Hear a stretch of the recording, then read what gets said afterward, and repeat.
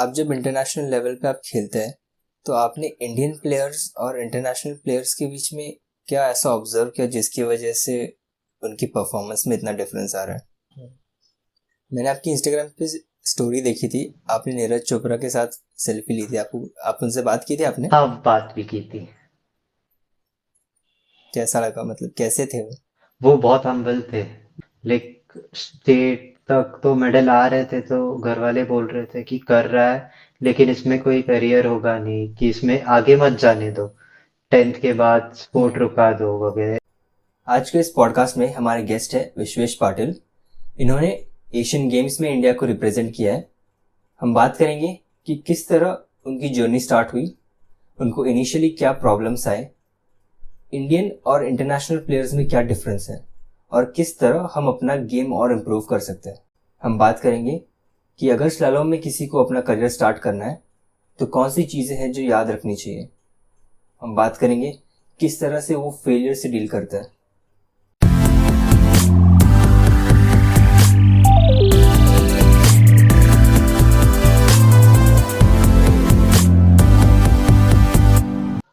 तो आपकी पूरी ये जर्नी स्टार्ट कहाँ से हुई? अ, मेरी एक्चुअली 2008 से शुरू हुई। तो मैं जब 4 साल का था तो लाइक मेरी मॉम जो थी वो मुझे एक पार्क में खेलने ले जाती थी, और वहाँ पे एक बास्केटबॉल कोर्ट पे स्केटिंग शुरू होता था, like in the evening after 7। तो वो मैंने देखा और मॉम को बोला कि मुझे भी करना है स्केटिंग। तो ज्वाइन किया, जब मैं 4 साल का था तब ज्वाइन किया, तब से अभी तक चालू हुई है स्केटिंग। क्योंकि स्केटिंग जो है ना, वो स्केटिंग और स्लालोम दोनों पूरा अलग अलग चीज़ है। तो फिर आपका स्लालोम में कैसे आपने स्टार्ट किया? तो स्लैलम मैंने एक्चुअली 2014 में शुरू किया। हम्म। अ, आशुतोष जगताप करके मेरे जो सर है, उन्होंने मुझे एक्चुअली इंट्रोड्यूस किया इस स्पोर्ट में। हम्म। 2014 तब भी स्पोर्ट भी ज़्यादा लाइक वेल नोन नहीं था। अ, तो वहाँ पे पहली बार वो मैंने कंपटीशन 2014 में खेली थी, डिस्ट्रिक्ट और स्टेट स्टेट तक गया था। 2014 से एक्चुअली शुरू स्लैलम किया था मैंने। हाँ। फिर इसकी जो ट्रेनिंग हुई आपकी, वो जो ट्रेनिंग जो थी आपके सर आपको करवा रहे थे, और क्या वो इजीली एक्सेसिबल थी? एक्चुअली वो सर हमारे हमें 3 साल तक, 2017 तक हम सर के अंडर ही ट्रेनिंग कर रहे थे। स्पोर्ट का किसी को ज़्यादा नॉलेज नहीं था, स्लैलम स्केटिंग का इन जनरल। लाइक हम्म।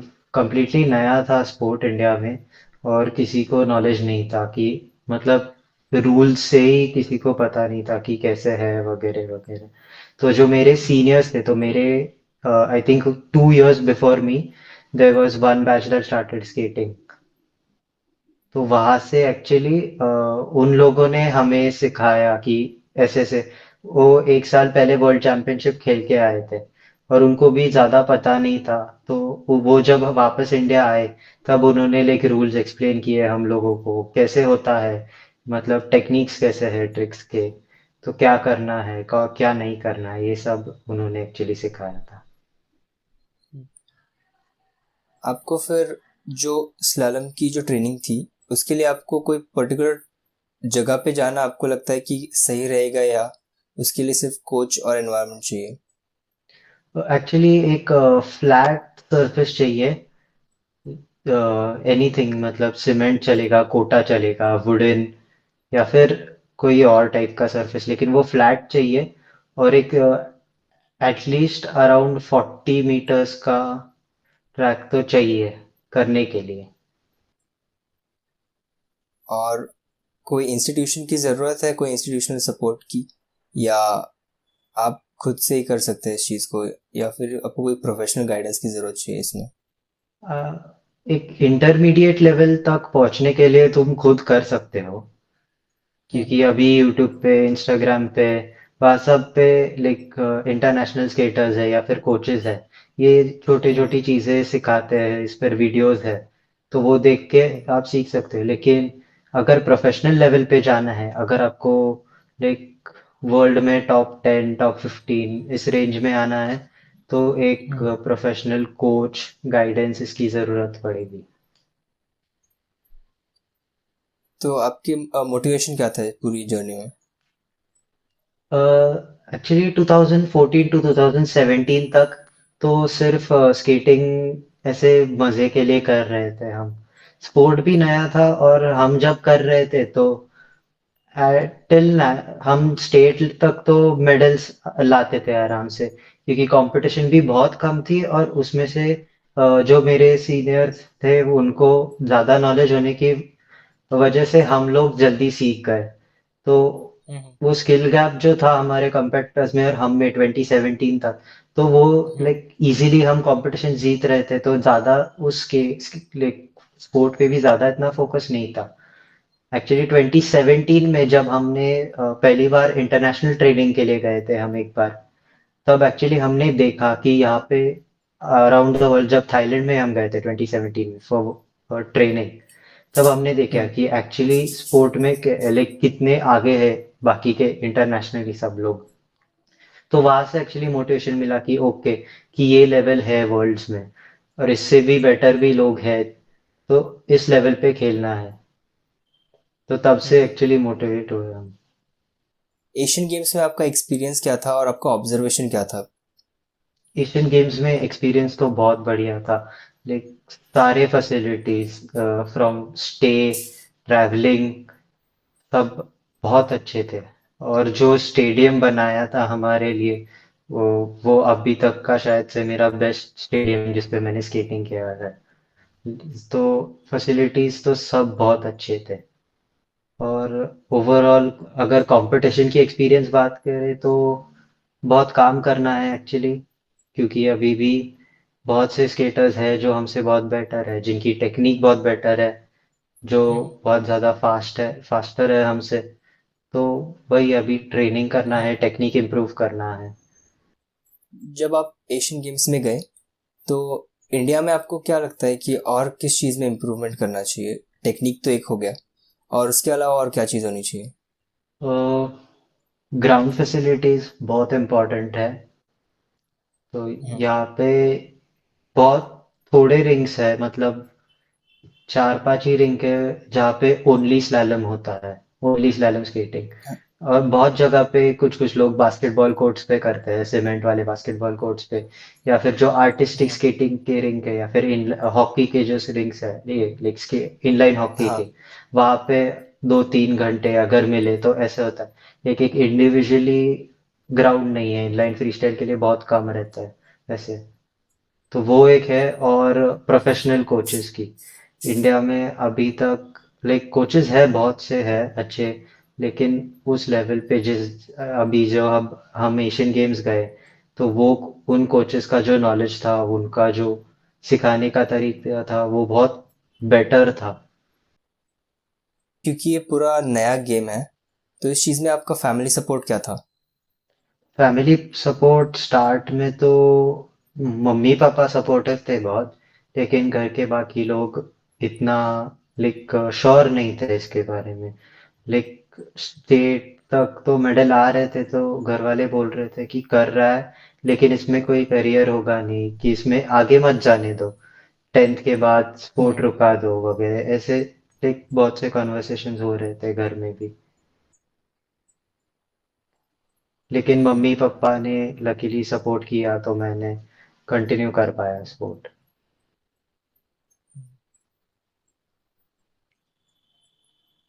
और जब आप अभी एशियन गेम्स गए तो उसमें फैमिली रिएक्शन क्या था? बहुत खुश थे सब लोग।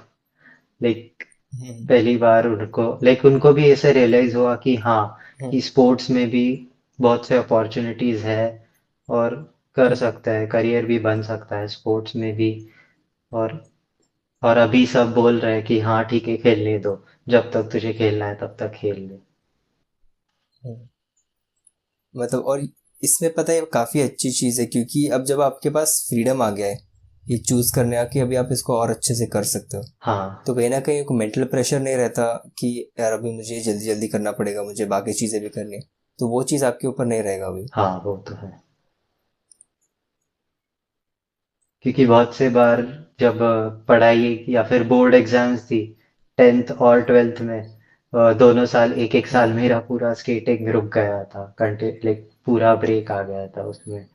तो प्रॉब्लम्स तो होती है, हम्म। क्योंकि अगर एक साल आप ब्रेक लोगे एट अ प्रोफेशनल लेवल, जब तुम नेशनल इंटरनेशनल लेवल तक खेल रहे हो, तो एक साल का break hmm. Is a very huge loss.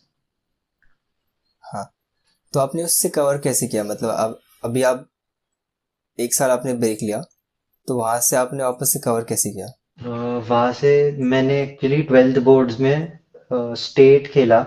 उसके बाद नेशनल खेलने नहीं दी, नेशनल नहीं खेल पाया क्योंकि मेरे बोर्ड एग्जाम्स थे। तो और उसके हम्म। बाद भी बोर्ड एग्जाम्स के बाद कॉलेज एडमिशन वगैरह वगैरह सब शुरू हुआ। इसमें अराउंड 9 मंथ्स तो मेरा ब्रेक हो गया। लाइक मैंने स्केट पे हम्म। पहनने ही नहीं थे फॉर 9 मंथ्स। उसके बाद नेशनल गेम्स के ट्रायल्स थे, तो मेरे कोच बोले कि आ जाओ एटलीस्ट ट्रायल्स तो दे दो। तो मैंने ट्रायल्स दिए, लकीली सिलेक्ट हुआ ट्रायल्स में उस वक्त, एक ही दिन के प्रैक्टिस में।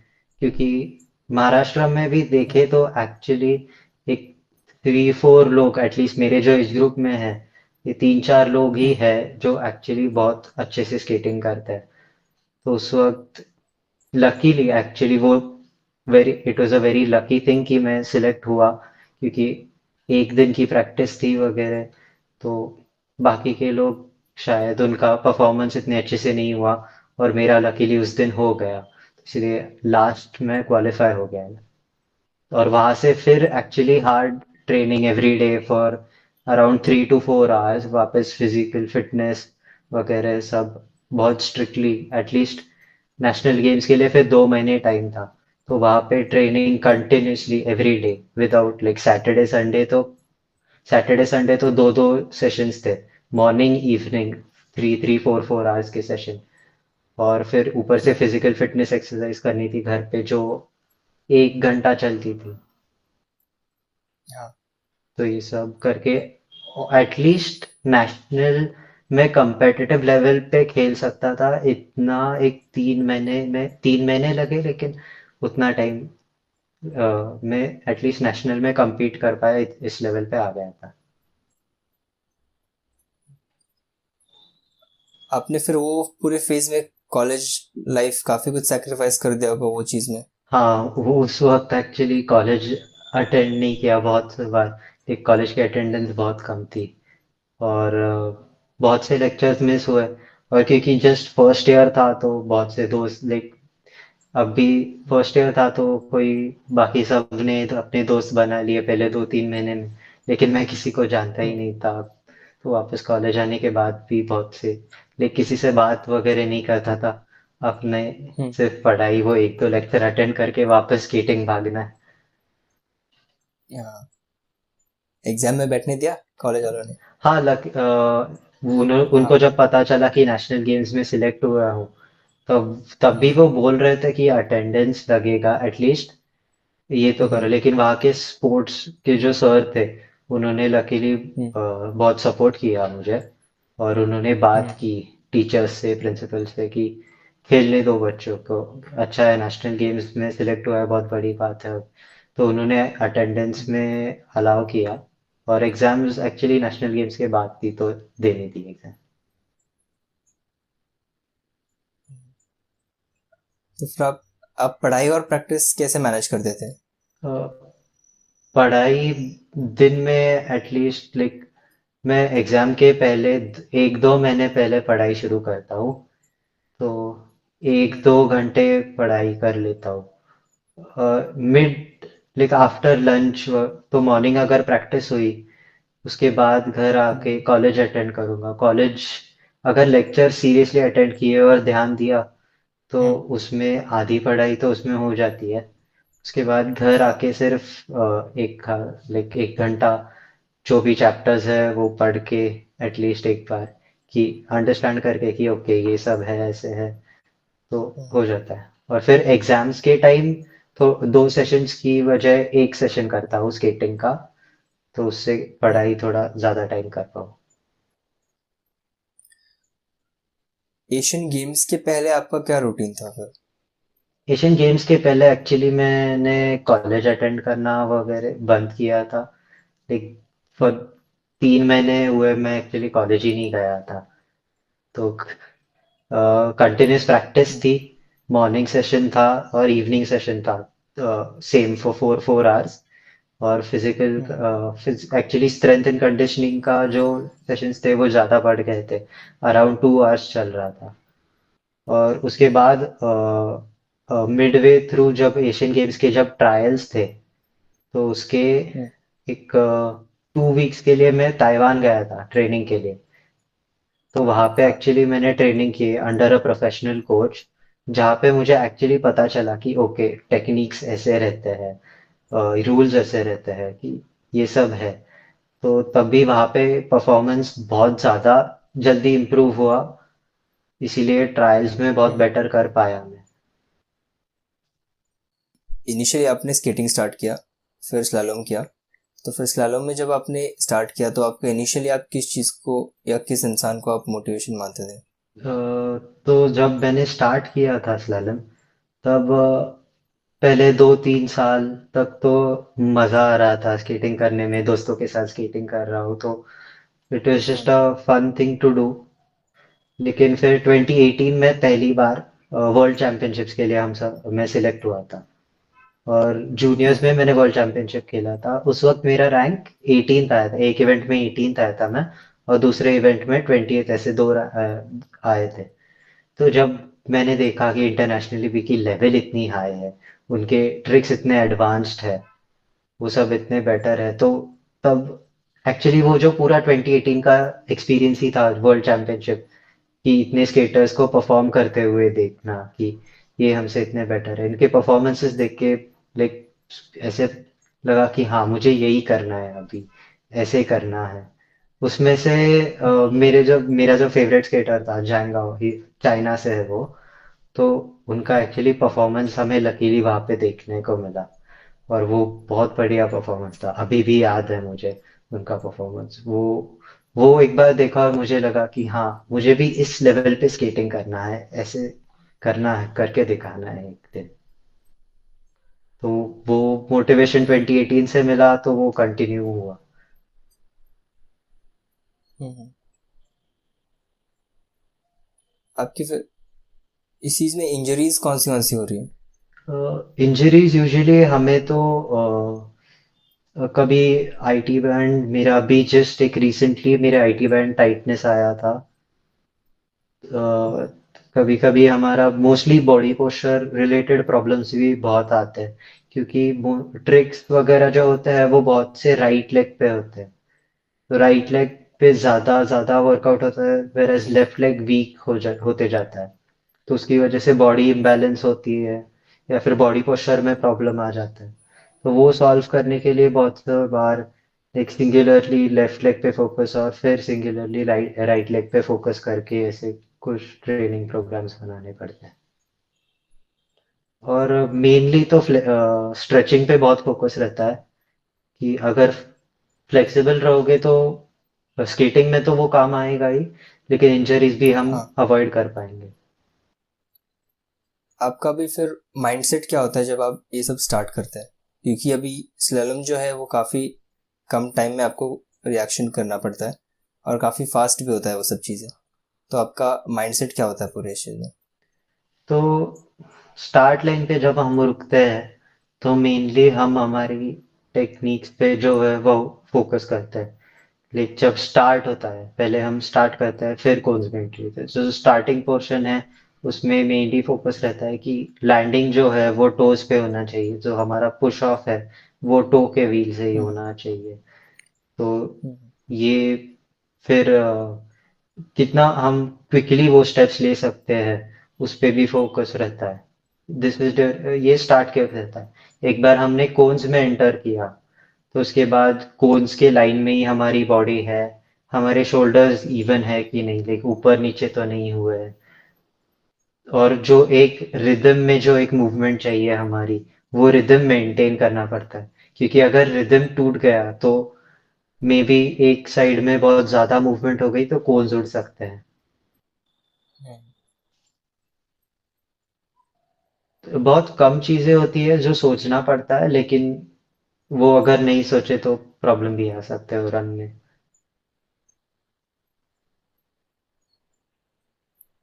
आप अपने फिर माइंड को काम करने के लिए क्या करते हो?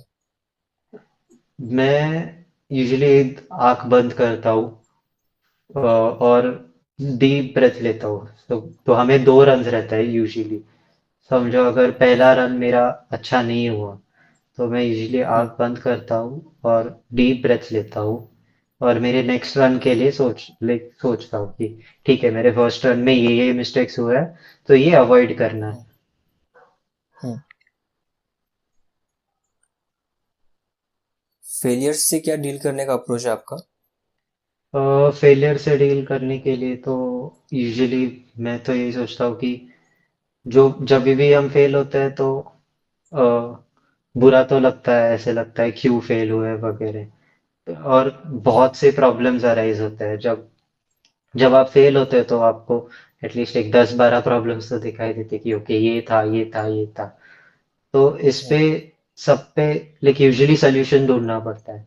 और सोल्यूशन तो एक चीज से आएगा, प्रैक्टिस से। तो फिर अगले दिन जाना है और यही सब प्रॉब्लम्स पे वन बाय वन इन पे सोल्यूशन निकालना पड़ता है। तो सही बेटर होगी, practice is the only solution उसके लिए। और कुछ तो कर नहीं सकते।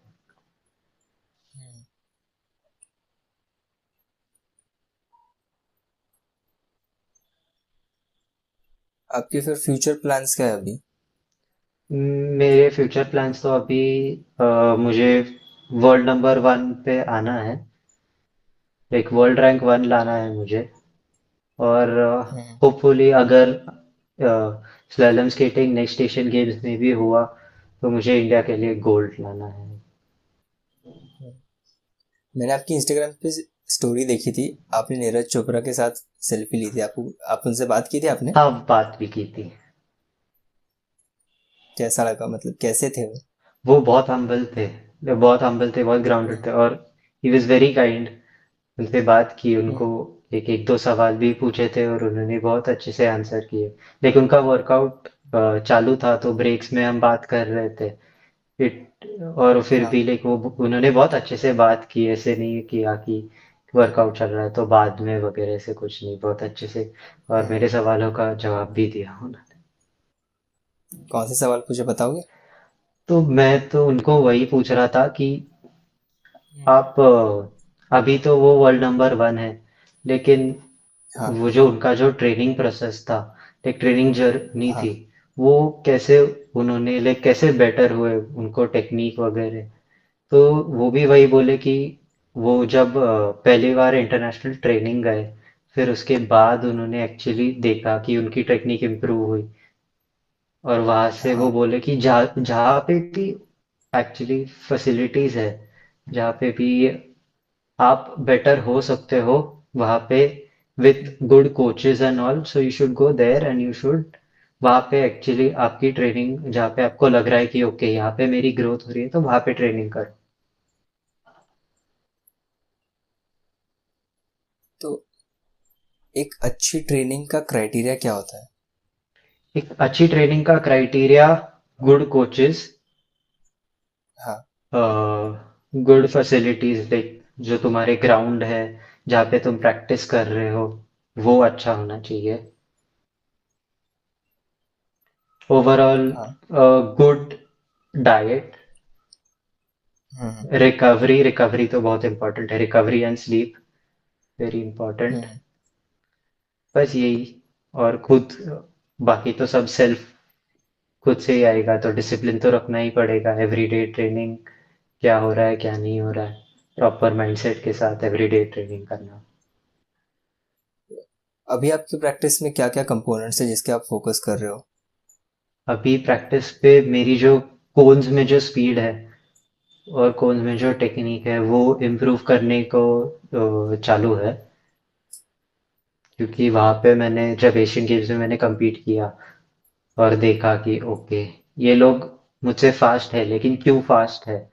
तो स्टार्ट में तो थोड़ा सा ही गैप है हम में, लेकिन जब कोर्स में हम दोनों एंटर करते हैं तब गैप बहुत ड्रास्टिकली बढ़ जाता है, क्योंकि इनकी स्पीड कोर्स में बहुत ज़्यादा है।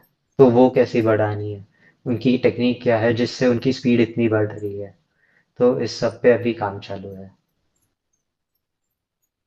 तो आप जब इंटरनेशनल लेवल पे आप खेलते हैं, तो आपने इंडियन प्लेयर्स और इंटरनेशनल प्लेयर्स के बीच में क्या ऐसा ऑब्जर्व किया जिसकी वजह से उनकी परफॉर्मेंस में इतना डिफरेंस आ रहा है?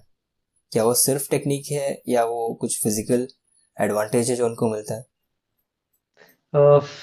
फिजिकल एडवांटेज तो मुझे नहीं लगा कि है, एटलीस्ट स्लैलम स्केटिंग में, क्योंकि और एक्सपीरियंस भी अगर मैटर कर रहा हो, लेकिन फिर भी आई डोंट थिंक इतना मैटर करता है, क्योंकि जब आपने अभी जो एशियन गेम्स खेले हैं और जो फर्स्ट आए हैं, ताइवान से ही थे वो, चाइनीज ताइपे के, वो 16 ईयर्स ओल्ड है। और जो ब्रॉन्ज मेडल था जिन्होंने वर्ल्ड रिकॉर्ड भी तोड़ा, वो 17 ईयर्स ओल्ड है। तो ऐसे भी नहीं कि लाइक बहुत, एटलीस्ट हमारा sport it is not very physically, ऐसे हमें कि ऐसी टाइप की बॉडी चाहिए या फिर ऐसे कुछ नहीं है। इट इज मी, बहुत डिफरेंस तो टेक्निक वाइज ही आता है, कि उनकी टेक्निक ओवरऑल, उनकी अंडरस्टैंडिंग उस स्पोर्ट की बहुत हमसे बेटर है। उनको पता है कि क्या अप्लाई करना है, कौन सी टेक्निक अप्लाई करना है, और उस इसमें से ही वो अपने वर्कआउट्स भी प्लान करते हैं वैसे। आप गाइडेंस क्या देना चाहेंगे उन लोगों को जो अभी स्लैलम में स्टार्ट कर रहे हैं? जो लोग अभी जस्ट स्लैलम में स्टार्ट किए हैं, वो उनको मैं फोकस करने को बोलूँगा अपने बेसिक्स पे। अगर तुम्हारे जो भी बेसिक ट्रिक्स, बेसिक टेक्निक्स जब भी अगर स्ट्रांग है, इफ और अगर तुम्हारा बेस ओवरऑल स्ट्रांग रहेगा, तो एडवांस जो जब तुम एक एडवांस लेवल पे जाओगे, तब आपको वो एडवांस ट्रिक सीखने को, समझने को इजी जाएंगे।